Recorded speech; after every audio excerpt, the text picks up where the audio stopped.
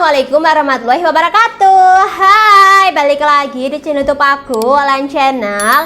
Nah, di video kali ini aku mau sharing tentang per BPJS-an ya. Ini membahas soal BPJS mengenai obat terapi hormon. Nah, jadi ya teman-teman, di TikTok aku ya, di Wulan dan itu banyak teman-teman endosister itu yang komentar ya, Kak, kok obat terapi hormonku tidak di cover BPJS? Caranya gimana biar di cover BPJS? Pokoknya kakak bisa di cover BPJS. Kok di rumah sakit ini iya, di situ iya. Sebenarnya obat terapi hormon itu di cover nggak sih sama BPJS gitu kan? Nah, jadi ya teman-teman, karena simpang siur soal obat terapi hormon itu di cover atau tidak ya. Jadi setahu aku, sepengalaman aku, obat terapi hormon itu di cover BPJS teman-teman, baik itu obat terapi injeksi ataupun pil. Nah, tapi dari sharing teman-teman endosister yang lain ya,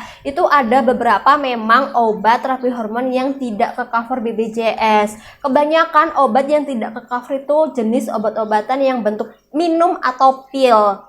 Jadi berdasarkan pengalaman aku ya teman-teman, aku sudah 2 kali melakukan terapi hormon ya, baik itu injeksi dengan obat tapros ataupun dengan endrolin. Dua-duanya itu obat injeksi alias obat cair yang disuntikan ke tubuh kita.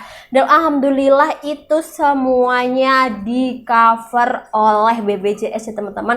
Aku melakukan terapi hormon itu selama 6 bulan ya, 6 kali, sebulan itu sekali ya. Jadi sebulan sekali kita kontrol untuk suntik hormon, dan itu alhamdulillah semua tuh di cover BPJS. Nah, tapi aku pernah nih juga ya terapi hormon menggunakan obat minum ya, menggunakan pil yaitu obat Visen, dan obat tersebut tidak di cover BPJS karena ya ada karenanya, karena waktu itu dokter yang meresepkan itu dokter spesialis yang praktek di klinik. Jadi waktu itu ceritanya aku itu program hamil gitu kan ya, mau program hamil setelah nikah gitu kan, itu datang ke dokter spesialis obgyn. Itu dokternya tuh kayak buka klinik gitu loh teman-teman, klinik pribadi. Jelas ya kalau kita periksa secara pribadi ke dokter spesialis kayak gitu kan umum ya, tentu kita tidak bisa pakai BPJS. Nah, ternyata saat itu dokter ngecek, oh ada kista gitu. Jadi dokter tuh lebih fokus untuk menyembuhkan atau mengecilkan ukuran kistanya dulu.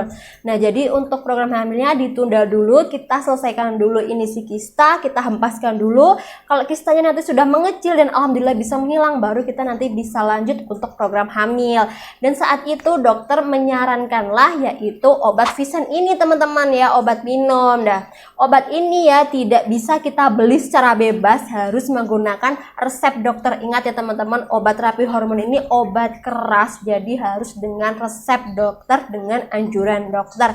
Karena yang tahu waktu minumnya itu kapan, dosisnya itu berapa, jenis obat yang dibutuhkan oleh tubuh kita itu apa, itu ya dokternya gitu ya. Jadi teman-teman jangan sembarangan untuk membeli, inisiatif sendiri tuh jangan ya.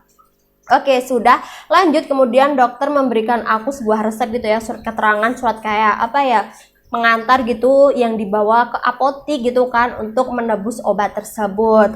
Dan saat itu aku beli tuh di Kimia Farma ya, kurang lebih harganya sekitar 700 ribuan ya. Itu kita dapat satu apa sih namanya, satu kaplet ya, yang diminum selama 1 bulan ya, jadi 1 hari 1 pil. Nah, itu yang tidak di cover BPJS ya, karena aku secara mandiri secara umum periksanya. Tapi yang lewat BPJS semuanya itu di cover BPJS, mulai itu dari periksa kita kontrol, kita periksa USG, kemudian aku terapi hormon, sampai aku operasi, sampai pasca operasi kita kontrol, itu semua di cover oleh BPJS. Terus pertanyaannya, kenapa kok punya aku nggak bisa di cover BPJS? Kenapa di daerahku tidak bisa di cover BPJS obat terapi hormonnya? Mana obat terapi hormon itu kan mahal banget ya, nggak sih teman-teman? Kalau yang di sini yang pernah tahu beli ya obat hormonnya itu tuh mahal banget ya, bisa sampai 2 jutaan malah ya yang injeksi. Yang pil aja sekitar 700 ribuan, apalagi yang injeksi itu kan, yang suntik itu mahal banget ya harganya. Nah, jadi menurut teman-teman endosister juga nih ya teman-teman, dari sharing teman-teman itu, obat terapi hormon yang tidak di cover oleh BPJS bisa jadi karena pertama itu ketersediaan obatnya. Bisa jadi di rumah sakit tersebut memang tidak ada obatnya, makanya kita disuruh tebus ke apotek alias kita beli sendiri. Dan bisa juga itu karena dari jenis obat ataupun ya memang karena rumah sakitnya itu nggak tahu kerjasamanya sama BPJS gimana, makanya tidak bisa mengcover obat terapi hormon. Nah, setelah aku cari-cari info di internet ya teman-teman, sebenarnya obat-obatan tuh di cover nggak sih semuanya oleh BPJS? Nah, menurut hasil pencarian aku ya teman-teman, di artikel CNN itu mengatakan bahwa semua obat yang dibutuhkan oleh peserta JKN itu ditanggung oleh BPJS dengan syarat obat tersebut masuk dalam daftar formularium nasional atau yang disingkat dengan Fornas.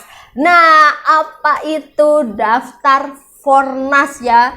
Nah, pasti teman-teman baru dengar kan apa itu Fornas. Fornas yaitu daftar obat terpilih yang dibutuhkan dan digunakan sebagai acuan penulisan resep pada pelaksanaan pelayanan kesehatan dalam program JKN. Dan teman-teman bisa mengecek ya daftar obat apa aja sih yang masuk dalam Fornas itu ada di Fornas Kemkes ya, ada webnya di sana, teman-teman bisa cari aja ya kata kuncinya. Misalnya nih teman-teman kasusnya sakit endometriosis, teman-teman ketikkan aja endometriosis dan nanti itu akan keluar jenis obat apa aja yang di cover oleh BPJS. Nah, biar kita tahu ya yang di sana itu yang dituliskan adalah jenis kandungan dalam obat. Misalnya itu obat Visen. Nah, obat Visen ini kandungannya yaitu Dynogas ya. Bacanya kalau nggak salah gitu ya, mohon direvisi kalau misal aku salah bacanya.